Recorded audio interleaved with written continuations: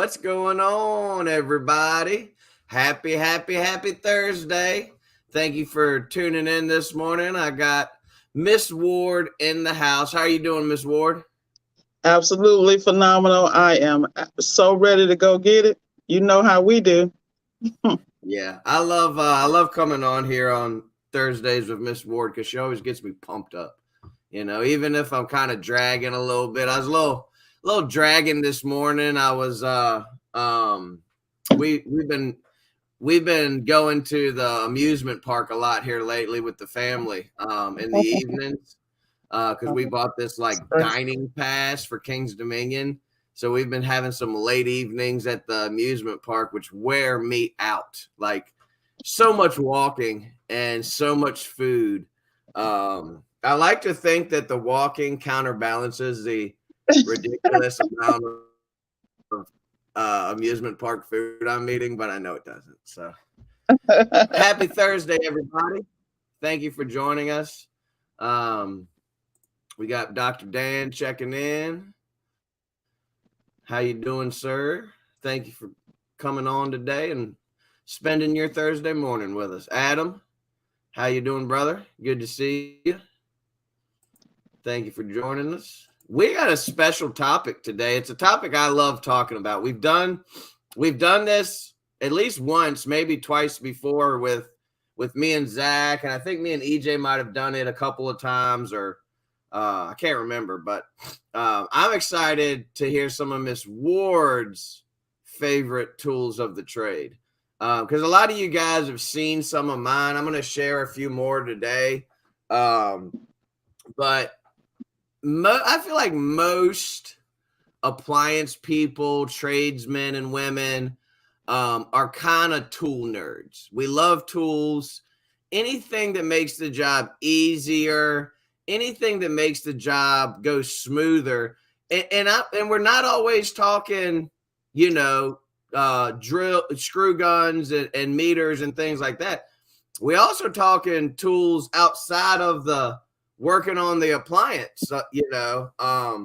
There's other tools in this trade that you definitely talk. But today, we're mostly focusing on tools that are out in the field with us, what we take on different jobs. I got some of my go-to tools. I don't know what Miss Ward's got. She's been messing with a lot of things in the background, so I'm excited to be honest with you. So we're going to get this thing prayed in and get going. You want me to pray, Miss Ward, or? Sure, you can go ahead, man. You got it. All righty. Father, we just thank you for this day. We're thankful that we get another opportunity to be together to talk about you, lift you up, lift each other up, and just enjoy this day, enjoy this time in the morning where we get to focus our day on serving others and helping others, blessing our customers, dealing with whatever obstacles come our way. And we can only overcome those things with your help, Lord. So we thank you for the help you give us. Forgive us for when we fall short, and thank you for your grace and your mercy on us every day. Thank you for Miss Ward. I thank you for what she does for this industry. Thank you for the friend that she is to me, that she's always there and always checking on me and making sure I'm good. And I just thank you for that. I thank you for the rest of the Alliance community that you've allowed us to be a part of. And we just thank you for the opportunity to get together on the World Wide Web and talk about tools and talk about life and talk about business. Thank you for everything you do. And it's in your son, Jesus' name we pray. Amen. Amen. So we're just going to drop a quick verse today. I read, everybody knows I love my Proverbs. I read the first verse and I was like, that's what I'm sharing. So Proverbs 29, today is the 29th. The first verse says, whoever stubbornly refuses to accept criticism will suddenly be destroyed beyond recovery. The King James Version says, he that being often reproved hardeneth his neck shall suddenly be destroyed, and that without remedy. we're not going to go into that verse. If you don't understand what it means, then maybe you need to read it a few more times. But it definitely spoke to me. I have trouble sometimes accepting criticism from others, but I've learned over the years that those that love you and care about you will reprove you and will let you know when you're slipping. So be mindful of that in your walk and everything you do. So I'm excited to get into some tools, man. I have my go-tos, but I want Miss Ward to get this thing going. I'll share a few of mine. I brought my diagnosis bag in that I take in on every trip, and I brought a couple extras. I wanted to kind of show you guys what I bring in on every single service call. What you got, Miss Ward? I want to see something. Believe it or not, you know me, I'm always about the bag. This here is one of my favorite tools, okay? This is the propane scale that I use for R600. And it's reason it is because the thing about me is, if I'm going to spend money on anything, I'm spending money on my tools, you know? So what I'm going to do is I'm going to turn the camera so you can kind of see. Give me 1 second here. I don't know if you guys can see this here. Oh, yeah. This is the setup. And the reason why this is one of my favorite tools is not just because of how it works and how well it works for me and the durability, but also it talks to me about my maturity as a technician. You know, I got in the game about 2019. And I was really kind of managing subs and, you know, I was learning the basics, but it signals my growth. Another one of my favorite tools, of course, is this. This is my Testo 557. And, you know, it took me a long time to use this. I have regular gauges, but it once again speaks to my maturity as a tech. I mean, I actually had this for 6 months before I ever used it. I was intimidated by the product.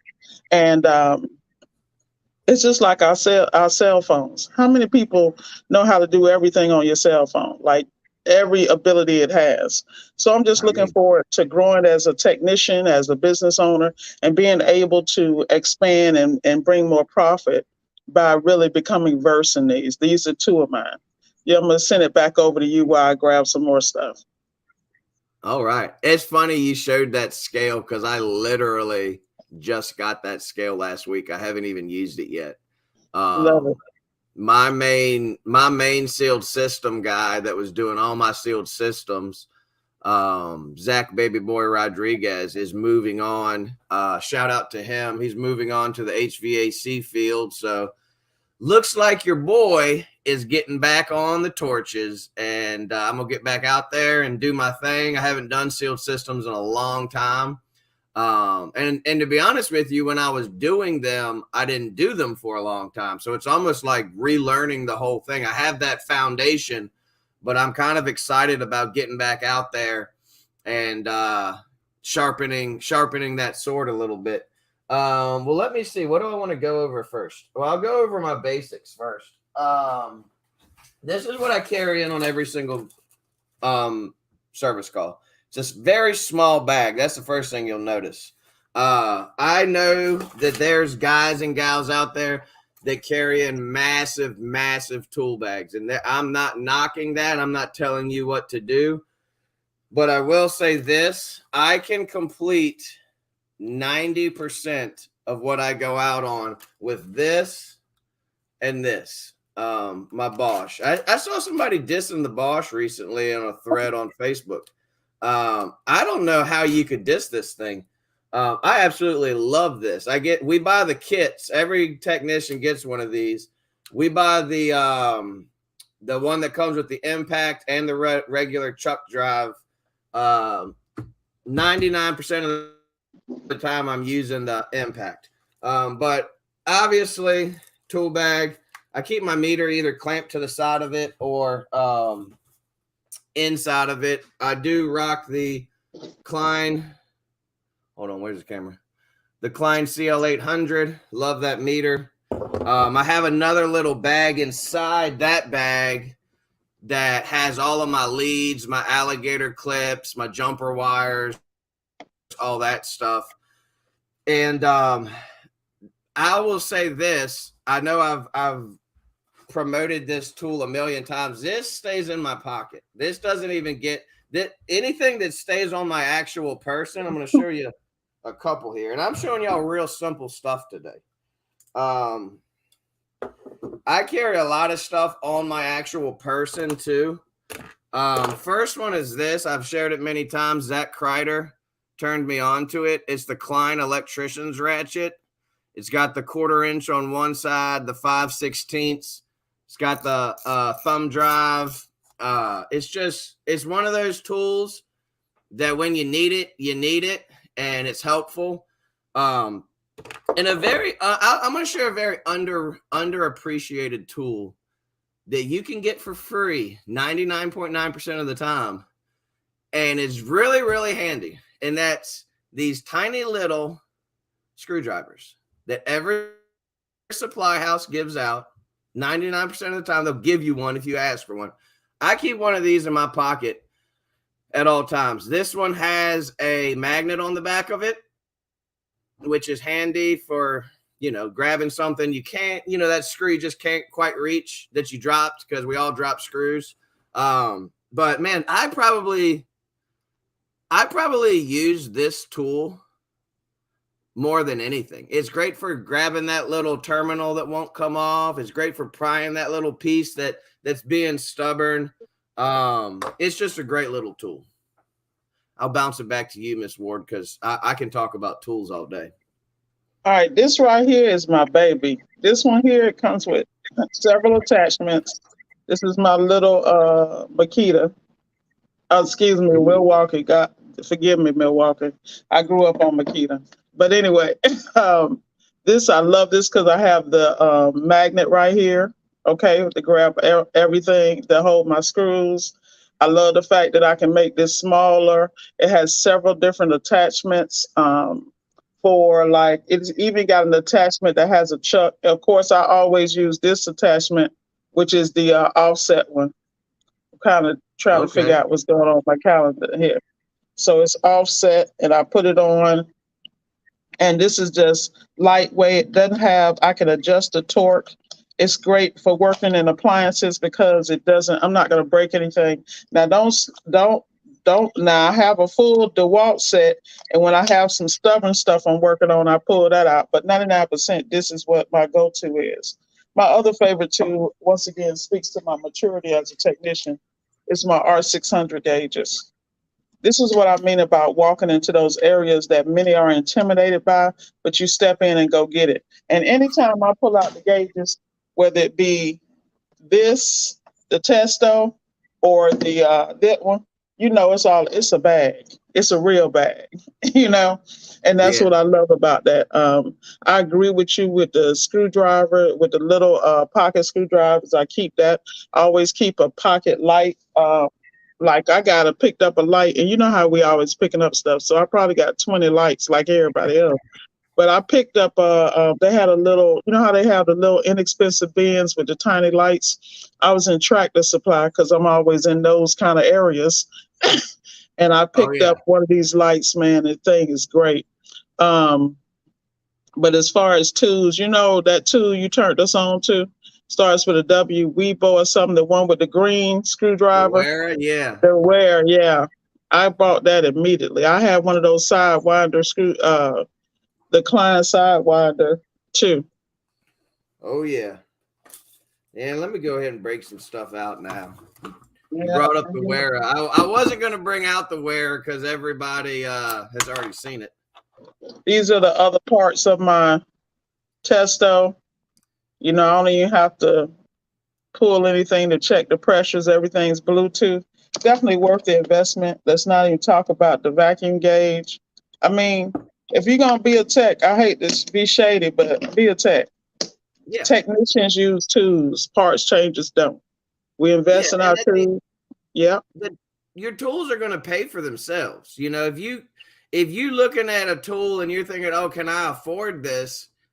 You're doing something wrong. The tools pay for themselves. But I will say this: don't go out and buy every tool you see us talk about this morning. Do your research. We're suggesting, Ms. Ward uses that Milwaukee screw gun. I use a Bosch.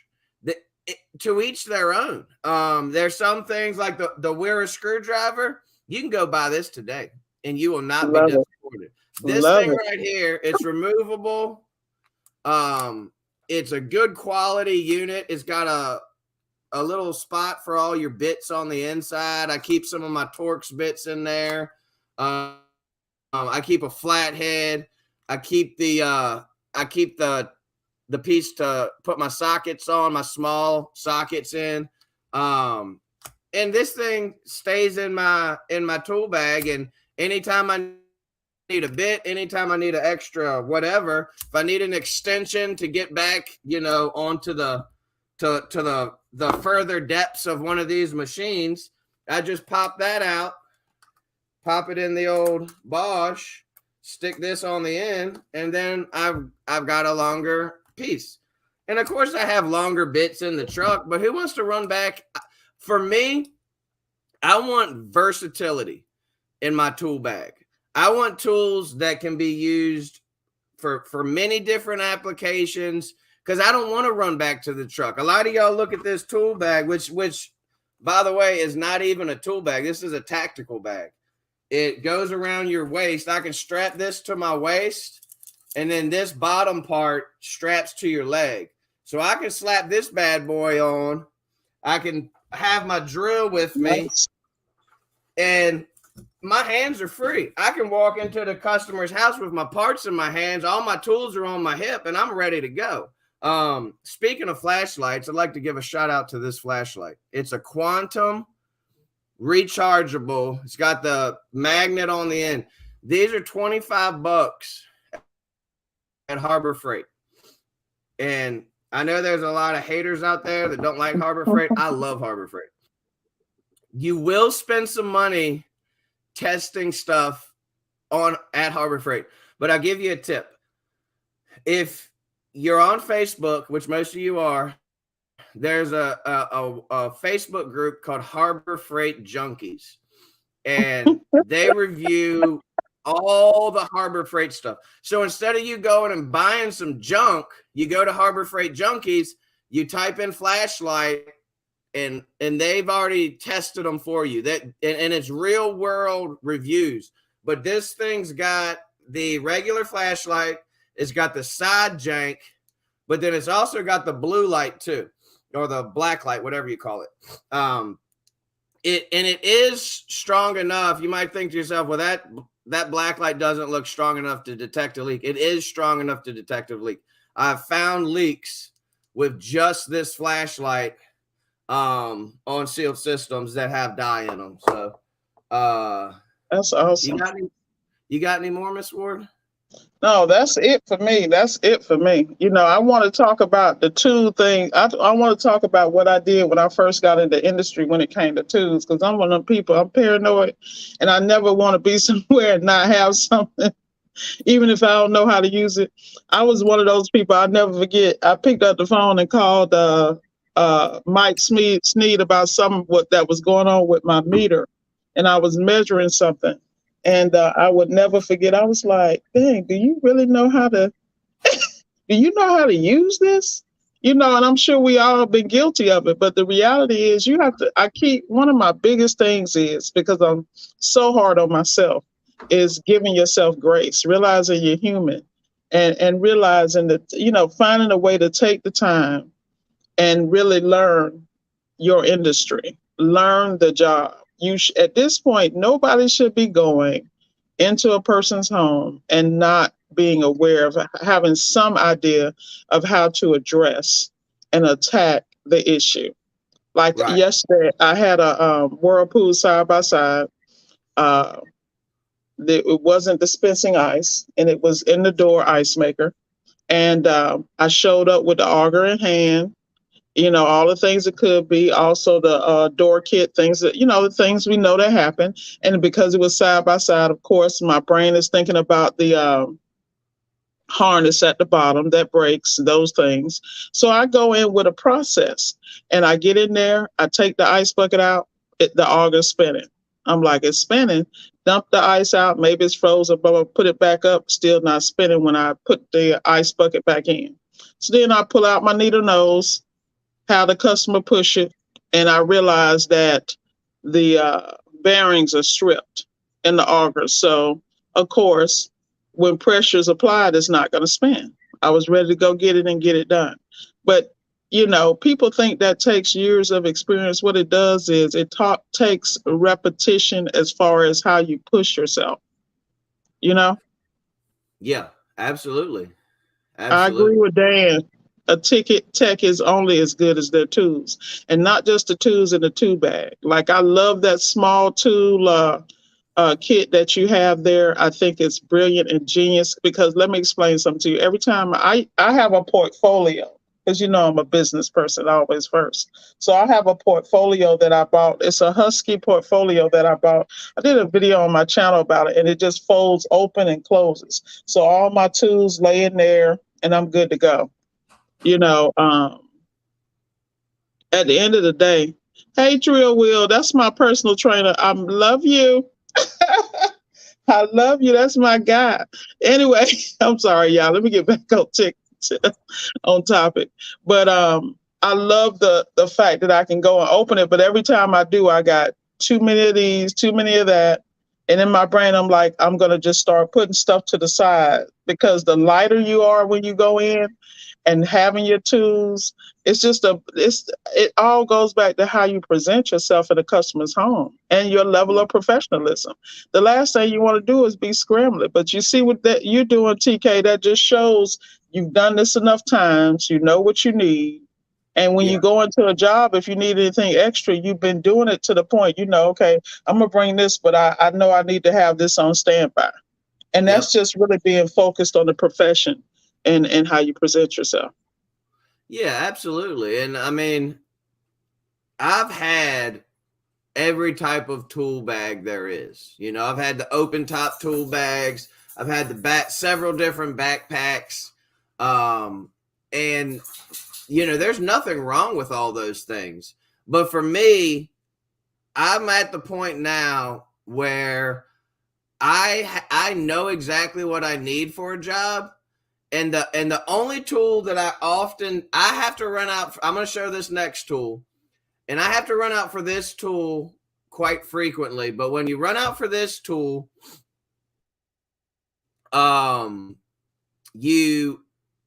it's all right before it. You're always like, shit. You're kind of like, you get to the job. It's always a refrigerator call. You get to the job, you open up that freezer and you look at that back wall and you say, shit.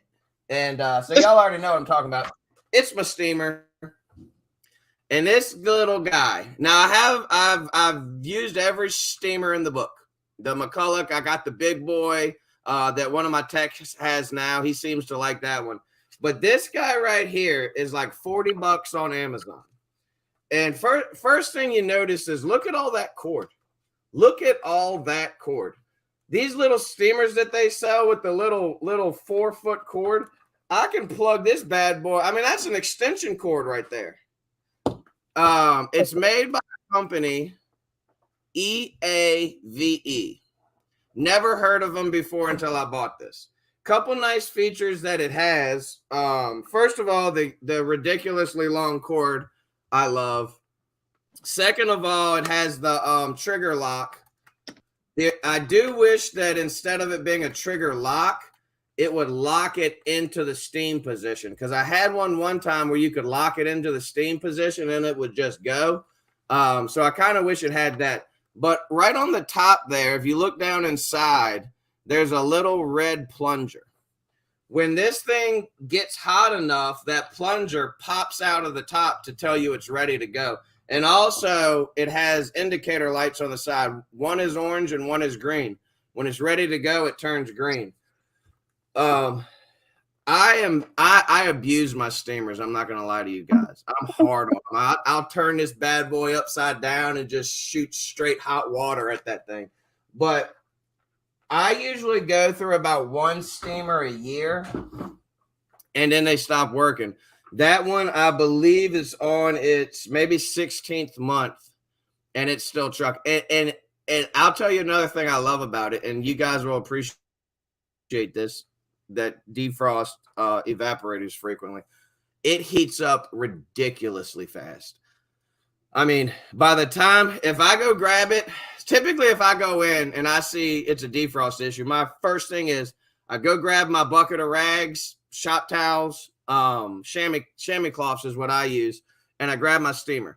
Because while I'm unloading the freezer, that thing's heating up, getting ready, so that when I'm done, I'm ready to go. But that thing heats up really fast, because every once in a while, like on the GE side-by-sides, I'll usually have to fill that thing up 2 or 3 times during the process. And the thing that I would run into with a lot of steamers is they took so long to heat up. But that thing heats up ridiculously fast. If you're old school and you're still using a heat gun, buy a damn steamer. It is worth its weight in gold. I'll give you another little tip. I didn't bring it in with me, but buy a, I don't know what they're called, but it's the IV things that they use in doctors' offices, and it has that little piece on the end of it. Buy one of those. It has 2 ends on it.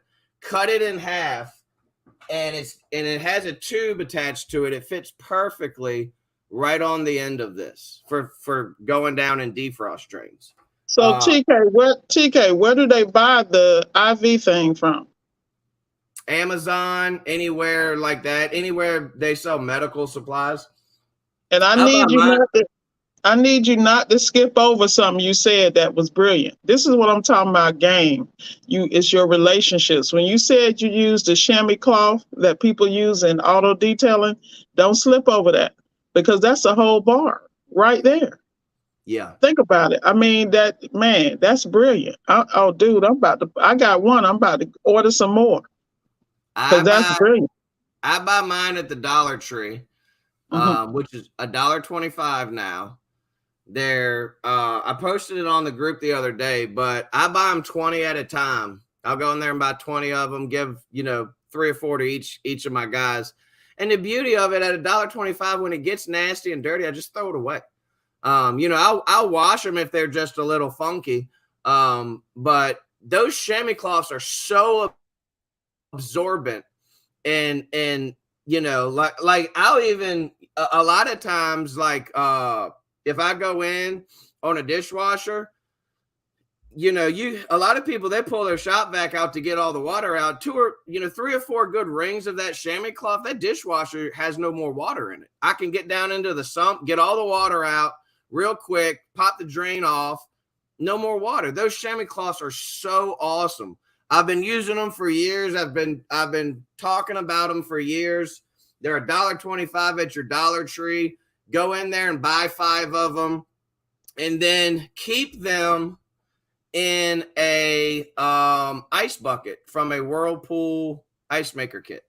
The ice maker kits come with 2. One of them's kind of a weird size, but one of them is like a perfect rectangle, and that ice maker bucket fits perfectly at the bottom of a fridge. So when you bust all that ice up from a clogged defrost drain and you're trying to figure out where to put it, the ice bucket's perfect. You just sweep it all into that ice bucket, dump it into their sink, or dump it outside, whatever you want to do.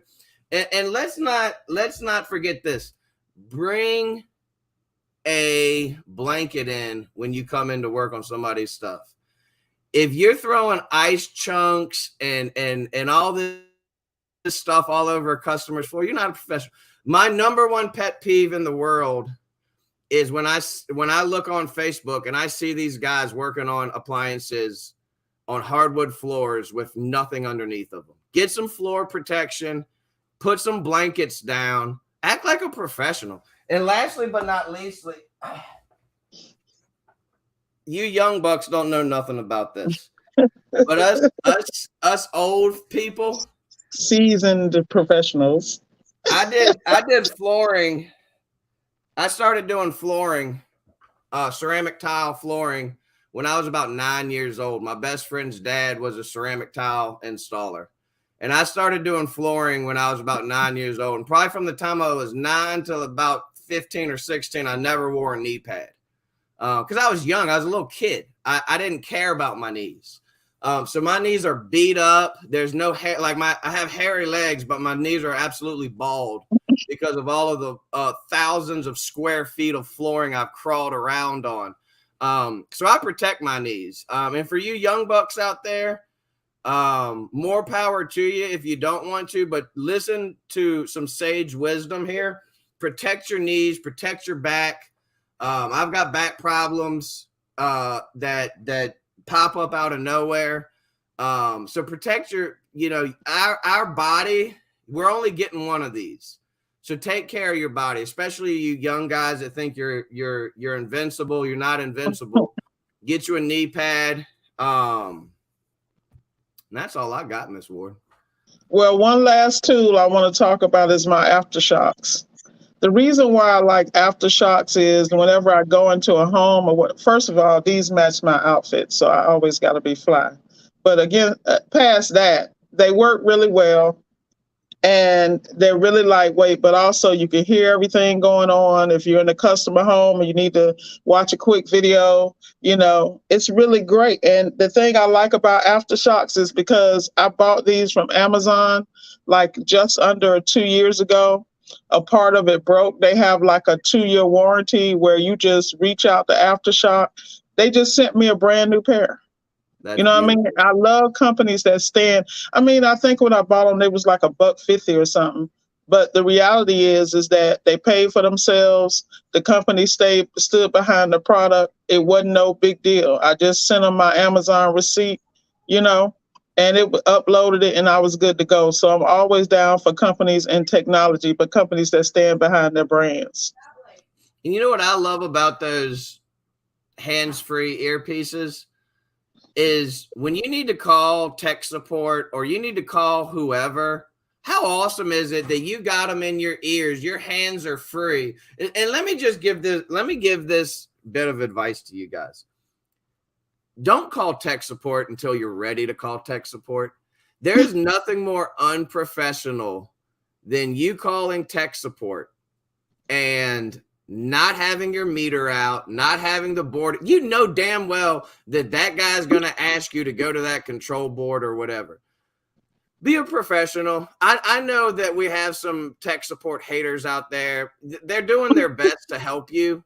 And shout out to the good tech supports out there, like Sub-Zero and some of the people at Speed Queen and things like that. There's some really crappy tech supports, LG. But either way, when you call them, be ready. Have your meter out. Have your leads ready. Have your board already accessible. So yeah, let me ask you this question, Ms. Warden. This is just more of a curiosity thing. When you're at the customer's house and you have your earpieces in, what happened? I can't. Oh no! What happened? Really just happened? What happened? I don't know, man. But look, what were you gonna ask me? Curiosity thing. Do you listen to music while you're working ever? I really don't. A lot of times, depending on my mental state, I might put on like a gospel song. Like I have a couple of gospel songs I put in repetition. Like if I'm on my way somewhere or my mind is troubled and I walk in, it just depends. I just don't really, when I'm in that zone, I'm in that zone, and I'm so focused on, like with me, I'm all about productivity and turning my bag. So I'm timing how long I'm in there.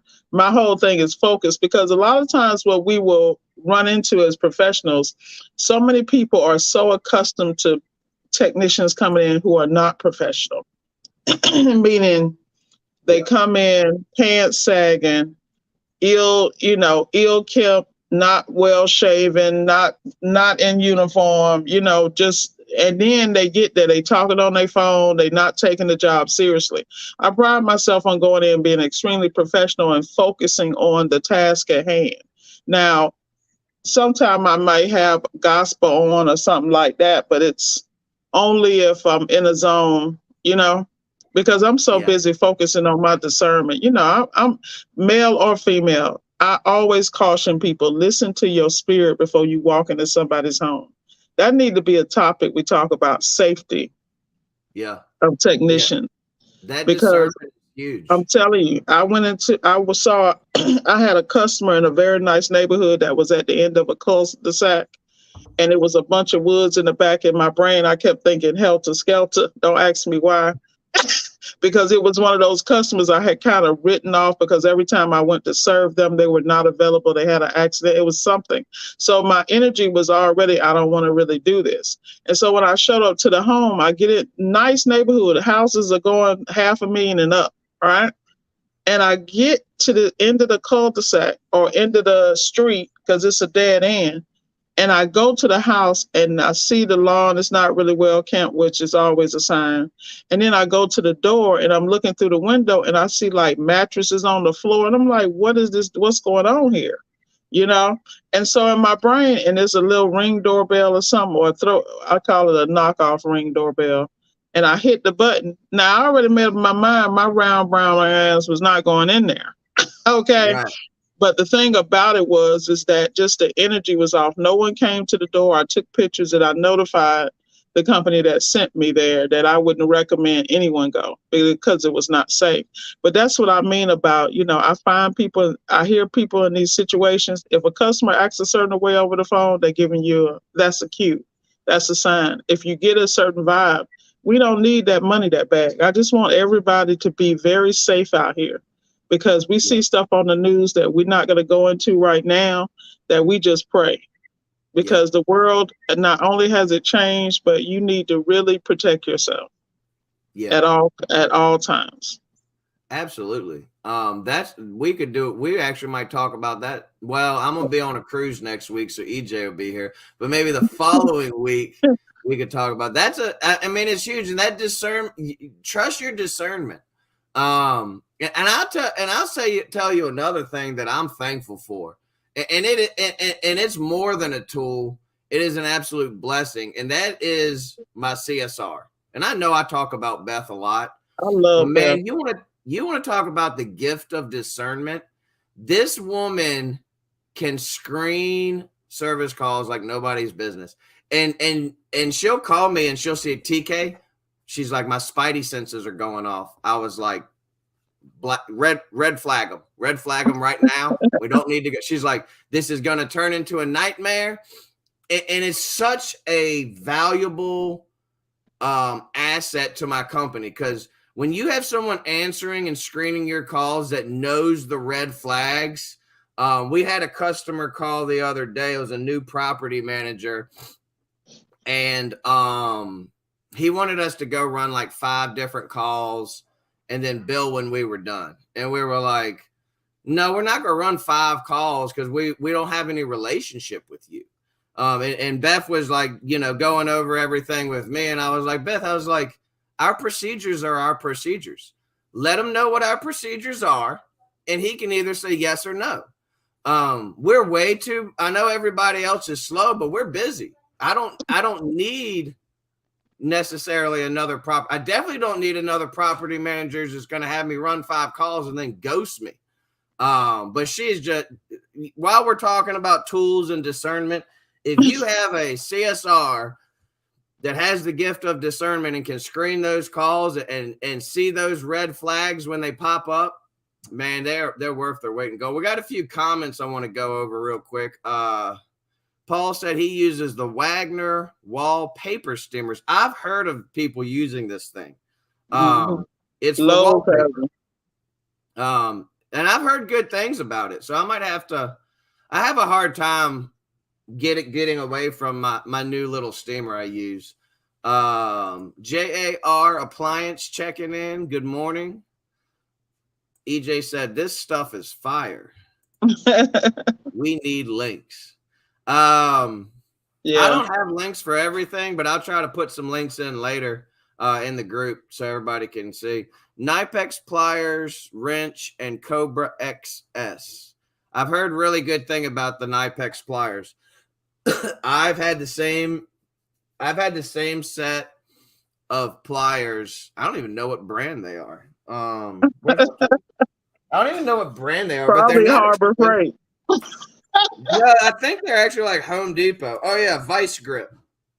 They're Oh made yeah, by those are good. Yeah, Irwin those. Vice Grip. And Yeah, I've had Irwin. these.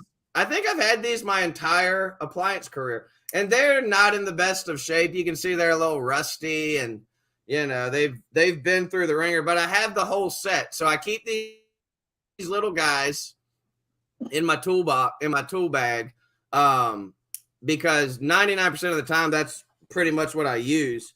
And let's not forget about this guy, the Vampliers.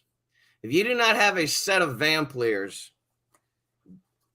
you don't need to do your research. The research is in.